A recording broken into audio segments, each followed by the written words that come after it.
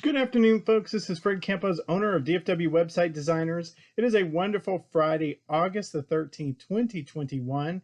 This is episode number 262 of your 3 business tips at 3 o'clock in around 3 minutes.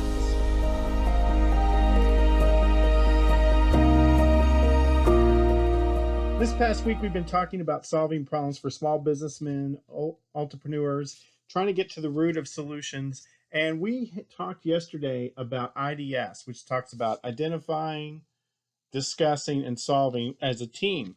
But once you get to that last variable, how do you solve a problem? Today, we're going to talk about solving for X. We're going to talk about subtracting and dividing, isolating, and then ultimately implementing a solution. To give you the analogy, to talk about how we are solving our problems, once you've determined that you're going to do that, I want to reflect back to your old algebra days.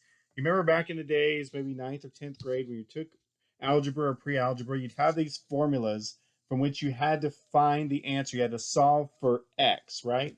The one missing variable that would solve the problem that you didn't know, the unknown. Do you remember how you did that? Just a quick lesson here.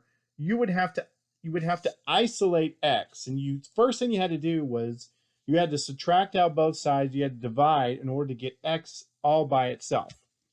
So the first part of that, business tip number 1, is you have to subtract and you have to divide. When you think about your problem, you have to subtract all of the elements that you know that are not contributing to the problem. And you're going to keep dividing that down until you get to the root cause of the problem. Sounds easy. Let me give you an example of that. Let's say that I'm running a web company, hypothetically, because that's what I do for a living, and we have 30 or 40 sales and we're getting behind, right? We need to subtract out the elements, and let's say getting behind is causing friction amongst the clients. Well, we need to pull out the isolated elements that are working. We need to subtract them, right? Well, we know we have the right team. We know that we are building a high quality product. So we're going to pull these out of the equation, and we're stuck with, okay, we've got these certain scenarios. So then what we got to do, we got to divide the problem, right? Divide it in smaller pieces until we can get to the root cause. Business tip number 2 is you got to drill down and isolate that cause.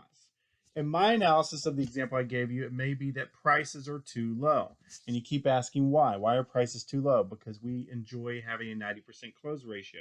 Why do we enjoy having a 90% close ratio? Because our salespeople want to pat themselves on the back for doing a good job. You keep drilling down until you realize that your sales department, at least in my case, doesn't want to have a lower close ratio with a higher price. What is it that you can isolate down in the problem you're trying to solve? And then last but not least, business tip number 3, you have to implement the solution. Business owners, I think we do a good job of actually solving the problem or getting to X, solving for X. But I think we have a poor job of actually implementing a solution. Once you figure it out, you've got to schedule it out.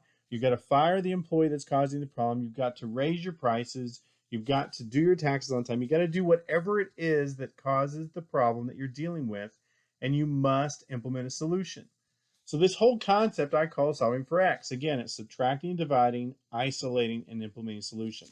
Again, this is what I'm learning this week. Anything I'm learning, throw over the fence to you, because business owners, I want you guys to be awesome.